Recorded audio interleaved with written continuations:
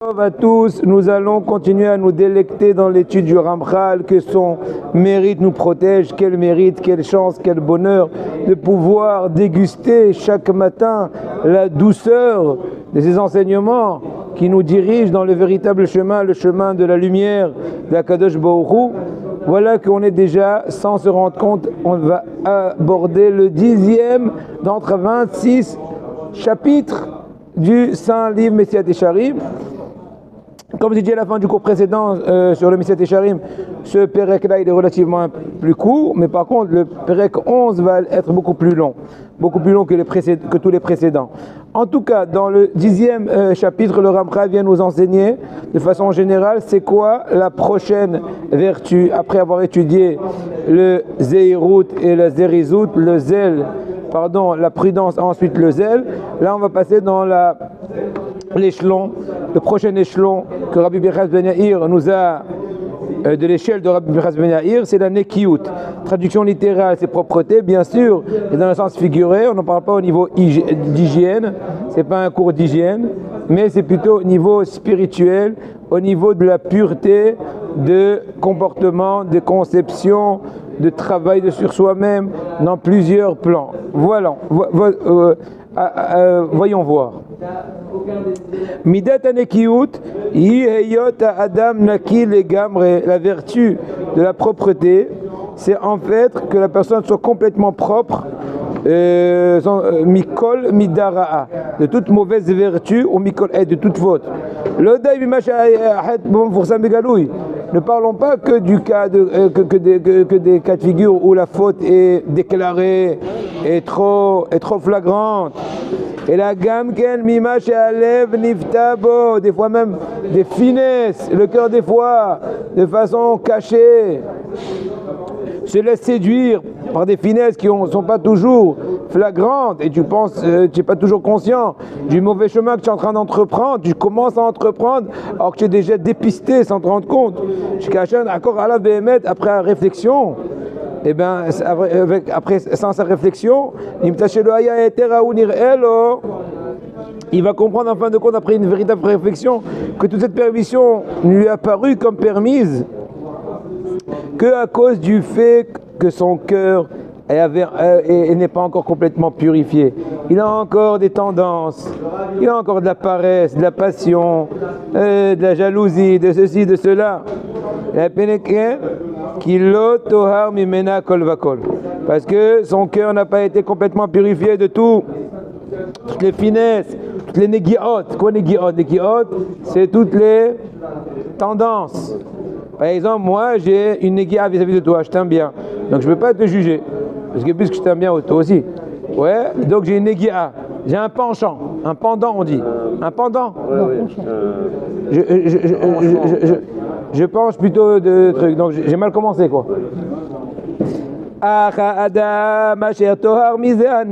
contre, la personne qui a réussi à se purifier de cette plaie spirituelle de façon complète, et il s'est complètement purifié, nettoyé de la moindre trace que laisse la passion après elle,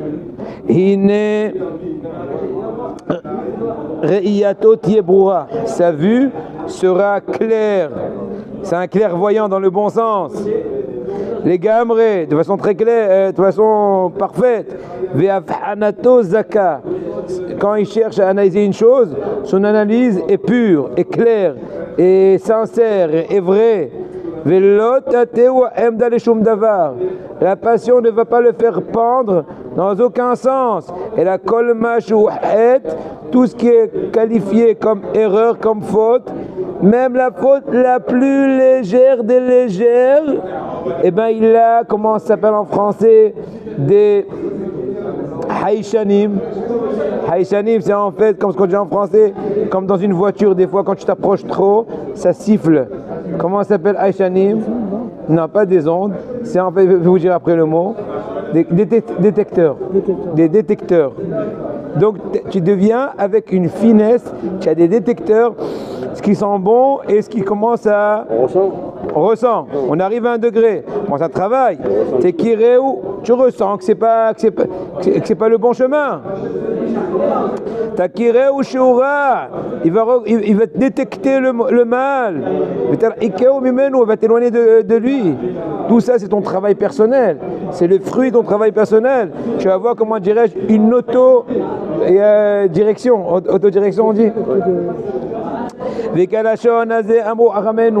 En ce langage, nos sages se sont exprimés sur les gens qui sont complets dans leur travail, qui se purifient, qui purifient leurs actions avec une purification ultime, dans un degré maximal, avec pas le moindre mal, le moindre, comment dirais-je, poussière de mal.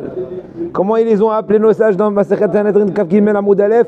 Nekiyeh Hada'at Shebirushalayim, les propres d'esprit de Jérusalem.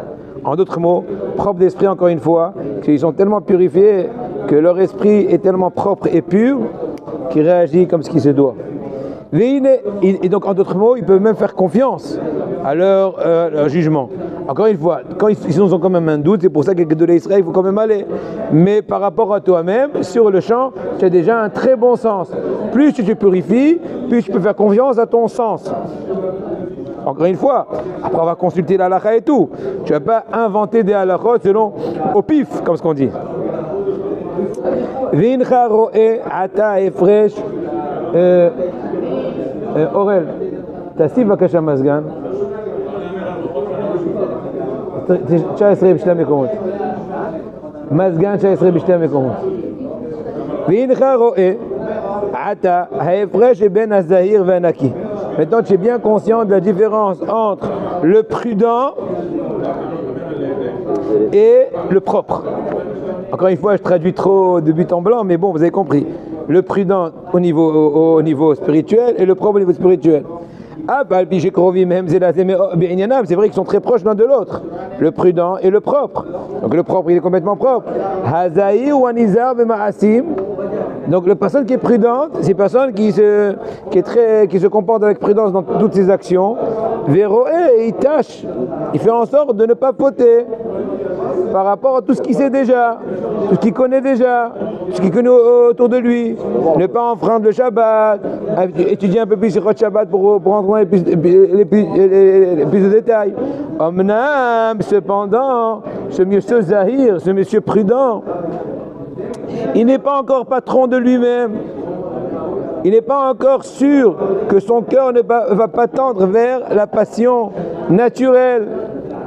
Tu ne vas pas le faire pendre. Tu ne vas pas le faire pencher. De lui montrer les terribles.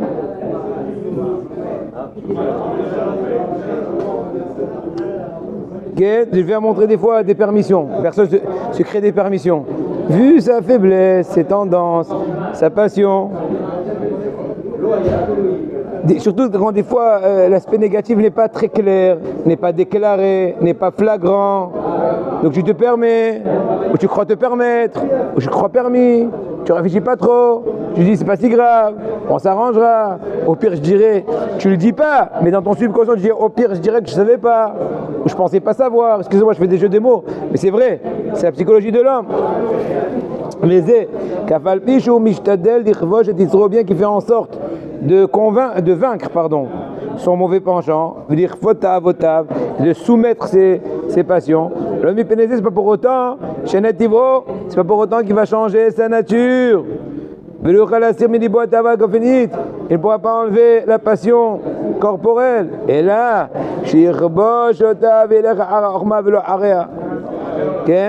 d'arriver à ce degré-là extraordinaire, de soumettre complètement, d'annuler la passion et de mettre au beau fixe la chokma, la sagesse. La nature fait du sien et donc il peut toujours trébucher. Mais le prochain paragraphe qu'on étudiera dans le cours prochain va nous enseigner Rabbeinu, le Ramchal, qu'une personne qui s'est purifiée, la Nekioud, qui s'est nettoyée de façon qui a astiqué sa Neshama, là, elle arrivera à un degré beaucoup plus haut, que non seulement elle est non seulement elle est prudente, mais en plus elle est propre. Ça veut dire qu'il n'y a pas une éclaboussure. C'est comme quelqu'un qui est bien habillé, quelqu'un qui est bien tiré. fait un travail important. À bientôt, Yom Tov.